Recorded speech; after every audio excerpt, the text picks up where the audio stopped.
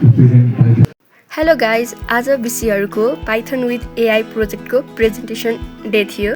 साँच्चै के भन्नुपर्दा उनीहरूभन्दा बेसी म एकदम एक्साइटेड थिएँ कस्तो के प्रोजेक्ट होला भनेर।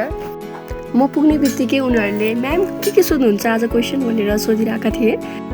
मैले रातभरि नसुती क्वेसन बनाएको छु, तिमीहरूले त अहिलेसम्म त्यस्तो क्वेसन सुना पनि छैन होला ल भनेर यतिकै म मजाक गर्दै थिएँ उनीहरूसँग।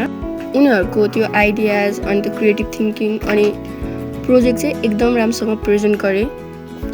प्रेजेन्टेसनमा उनीहरूले देखाएको कन्फिडेन्स अनि त्यो कम्युनिकेसन स्किल्स अनि त्यो टेक्निकल अन्डरस्ट्यान्डिङहरू पनि एकदम राम्रो थियो।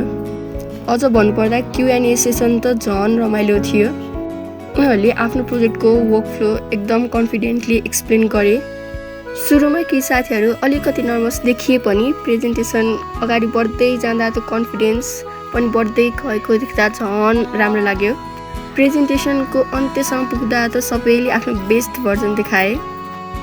Every one of you has done a fantastic job. अनि म साँच्चीकै नै इम्प्रेस भएँ तिमीहरूको त्यो हार्डवर्क अनि कन्टिन्युस डेडिकेसन र इम्प्रुभमेन्ट देखेर। सो साथीहरू, keep learning, keep growing, keep building amazing projects, explore what truly interest you. साथीहरू, लाइफमा प्रोजेक्ट असाइनमेन्ट भाइभा त आइरहन्छ, तर प्रोसेसलाई इन्जोय गर्नु, नयाँ कुरा सिकिरहनु अनि हाँस्न र मुस्कुराउन चाहिँ कहिले नबिर्सनु। Keep smiling. Characters accurately, it is